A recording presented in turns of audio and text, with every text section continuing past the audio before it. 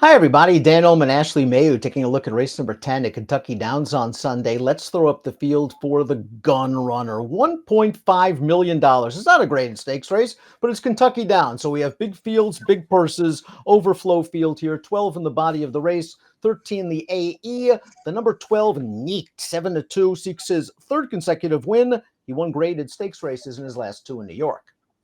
A big day at Kentucky Downs. They have $3 million races, and this one being the feature, the $1.5 million race. It's a wide open event, right? Obviously, these are 3-year-olds on the turf going a mile. You have some horses switching surfaces. You have horses facing winners for the first time, coming from just about everywhere. It's a tough race. I know Brilliant Birdie's 9-5 on the morning line, and rightfully so after having a really game performance in the Secretariat. But in a field like this, over a turf course like Kentucky Downs, I think you can go price shopping. And there should be a fair pace in here as we throw up our Timeform US pace projector. Lucky Jeremy really took to turf in his grass debut. The Caesars handicap last time out, won that race in gate to wire fashion. Drunk on Saki, though, is fast from the inside post, and they could provide the pace. And I think the big thing here, just to point out, Dan, as we talked about Kentucky Downs turf course, it's different, but it's also just a one-turn mile. I think that's going to be a little bit different here, where some horses might be able to handle that, others are not. Do I know which ones are going to be able to handle it? No, I won't know until Sunday, but I do think the pace should be at least honest early, and it could be on the fast side. If it's fast, depiction the 10 is the fastest Timeform US late pace rating. Let's start things off with the one, Drunk on Sake. Showed speed last time out in a first level allowance race. Just think he went too fast in the internals. Third quarter in 23-4, paid the price. The winner's a nice source, came back to win the grade 3 Saranac with an 85 buyer. You just wonder if this has just been a little too difficult for him in his last two. He's able to graduate for $40,000 in New York. And since then, he's shown that same speed, but he just hasn't been able to finish in those races. He's lacked that late punch. So if you like him because of his early foot, he draws well in here. But I think that might work against him, especially in this race. There's some horses that have just a little bit more class and finish to this point in their career than he does. First-time turf for the two. Henro, the Iowa Derby winner. He's by collected. Only 8% winners with first-time turf runners, but the dam has foaled two turf winners, and she's a half to a multiple stakes winner on the turf. Second dam, a stakes winner in France. Kind of a tough spot to make the turf debut. I think so, and I wonder if it's because of the West Virginia Derby. I thought it was a disappointing effort. I know how good Dragoon Guard was, but this is a horse that took a fair bit of love, and he really took a big step backwards. And for him, it's his lowest figure that we've seen since Oaklawn in March. And I wonder if this is just a sort of option to regroup, right, and try something new. I have a feeling they weren't happy, and they're not sure why, and maybe they're thinking the turf could wake them up. Perchie is cross-entered at Colonial Downs on Saturday, but certainly deserves a chance if he takes a swing in here. 2 for 2 in his career. Now stepping up for Helen Pitts. Like his tactical speed, thinking he can work out a good trip. Absolutely. I think he draws really well for that as well with post 3. And he took a step forward in his second career outing. He took a lot more love on the tote board as well. And I think the big thing that the difference was he got over firm ground, but they went a lot quicker in that race at Ellis Park compared to Churchill. And he had no issues with that. He got a very similar trip, and he was still able to prevail. I was really disappointed with the 4 Army officers' most recent race in the Hall of Fame when beaten by Need. He was the favorite that day. I thought he set a good trip off of a moderate pace, and he tired pretty badly while flopping leads a couple of times. I do like that Brad Cox is taking the blinkers off. I expect him to be a lot more focused here. Yeah, and I wonder if we're going to see a similar trip to 2 starts back. I loved that effort at Saratoga. I think that's why we both liked him in the Hall of Fame, thinking that he could get a similar trip. And he was closer, but they went slower, and he just wanted no part of it when it was all said and done. And I think if you just look at the Hall of Fame, it's tough to like him and then not like Neat. Neat was able to get the job done and prevail by a neck. But I think he's a horse that you can maybe make an excuse for last time out, and I think we're going to see him a little further back. In a Jam's a tactically inclined horse who's also cross-centered at Colonial Downs, finished behind Brilliant Birdie last time out, a stakes winner on synth, stakes placed on turf. He's solid, but he might lack the upside of some of the others after 14 runs. Yeah, you said he's solid. He's certainly made his fair share of appearances at the races. But even with that said, if you take his dirt races out of it, he's been a very consistent horse, especially on the turf. He was just behind Brilliant Birdie 4 lengths last time out in the Grade 2 Secretariat. But I thought his efforts at Gulfstream Park this winter, they were pretty strong, even in the spring there and getting to Colonial.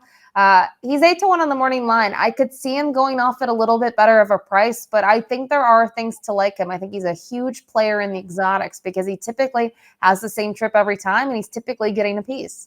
The key for Aspenite is he likes this surface. He won a $500,000 race here as a 2-year-old, and he's coming into this spot in good form. Here's his most recent effort, the Caesars Handicap. Lucky Jeremy's going to get the job done and beat him. But Aspenite's had a pretty good trip, ran on the outside. I just think the pace was too slow for him to rally into. You go 48-4, you really got a kick going a mile. I think so too. And I think, yeah, Lucky Jeremy was part of that pace and was forward in the Caesars handicap and he was able to get the job done. But go to the race 2 back at Penn National at the end of May. That was a huge effort from Aspenite to be defeated by a nose. I think he's going to get the pace set up here. You talked about it, having a run or two over the Kentucky Downs turf course. It's not a bad thing, and he's been very good. I will say, though, at that point in his career, I think he was more of a front runner, and he needed the lead.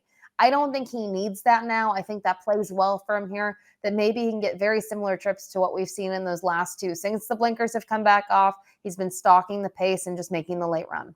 While Lucky Jeremy did beat Aspenite last time out, we talked about the trip. He just had a really clean, easy trip on the lead in a situation that favored frontrunners. And now he's facing a situation where the horse on the rail might be able to push him early. Blinkers did seem to wake this horse up. The question is, can he sit and finish? He's done it in the past, but not against this caliber of competition.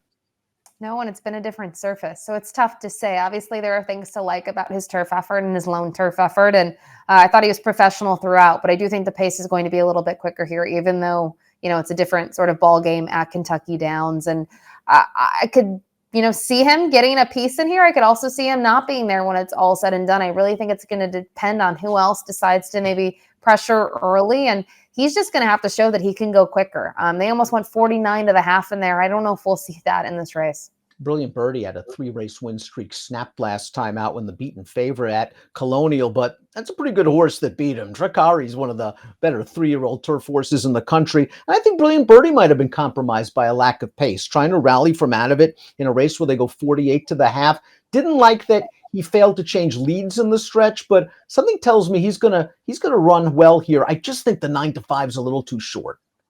Yeah, I think it's hard to knock him based on what he's been able to do ever since that debut. He has just been pretty much flawless and raced very well last time out. But at 9-5, I know his figures, he's in the 90s where really no one else in the field is.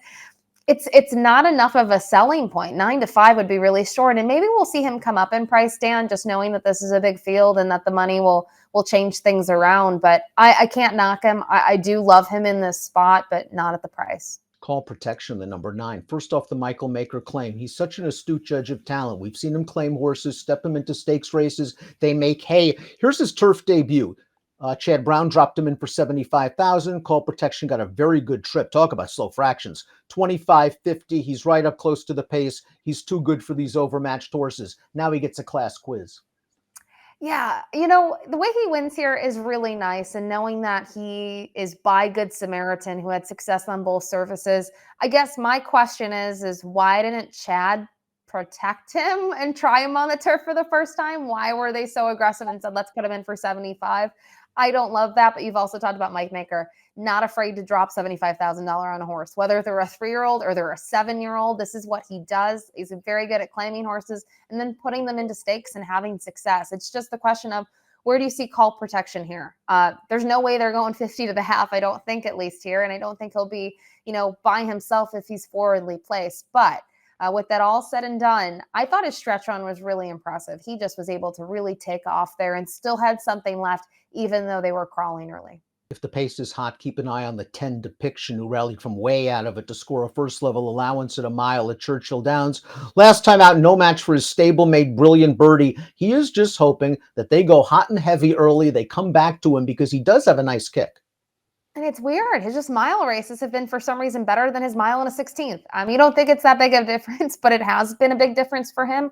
I liked his effort at Churchill Downs, but when we talk about Kentucky Downs, whether horses are going to like it or not, the same thing could be said about Churchill Downs. Some horses have done very well over the turf course. Others, as of late, not so much. He will need pace help. I think he's going to be closing from off of it, but it does bode well that when he won 2 starts back, Irad was aboard. He's booked to ride again. Like Michael Maker, trainer Doug O'Neill not afraid to test him off of a nice performance against weaker. The 11 Kentucky Go-Go won his turf debut from off the pace at Horseshoe Indianapolis. He was a huge price against weaker competition. He sure looked good winning that race. Different level of competition here. Yeah, he's going to need to step it up as well, just from a figure standpoint. But you can see that these connections were adamant about getting him on grass. Look at that, 2 rained-off events, then finally gets on the turf, and he was able to win very easily in that performance. But he's going from Horseshoe Indy, now he's going to face winners for the first time. I just think at this point in his career, there are just other resumes in here that just show a lot more.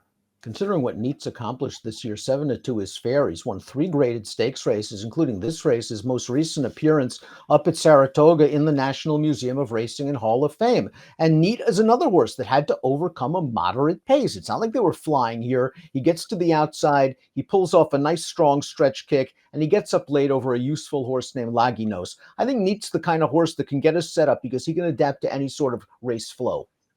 He can, and it'll be interesting to see how quick they go, because in his races, we're talking 48, 49 to the half. If they're on the faster side, that's something that he really hasn't seen at this point in his career. But his running style would suggest that, those sorts of fractions should work well for him. And I'm not going to hold his debut against him. It was Kentucky Downs, I know that, but it was his debut.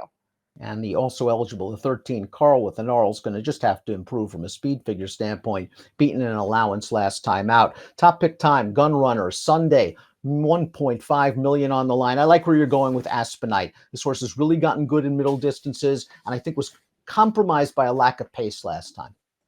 That's what I'm hoping for. I mean, obviously, Brilliant Birdie on paper is probably the horse to beat, just in terms of who he's faced, how he's won, and his figures. But I thought 9-5 was too short for me, Dan. And I just thought the pace might be really the right setup here for Aspenite. And I don't think I'll get 15-1, but if I can get 8, 9-1, I'll be happy. I won't take anything less than 2-1 on Brilliant Birdie. I am interested to see if the 10 Depiction takes advantage of a fast pace and at least spices up the single race exotics. 6, 8, 5, and 12 for Ashley, 8, 12, 4, and 10 for me. It's the $1.5 million Gun Runner at Kentucky Downs on Sunday. Good luck.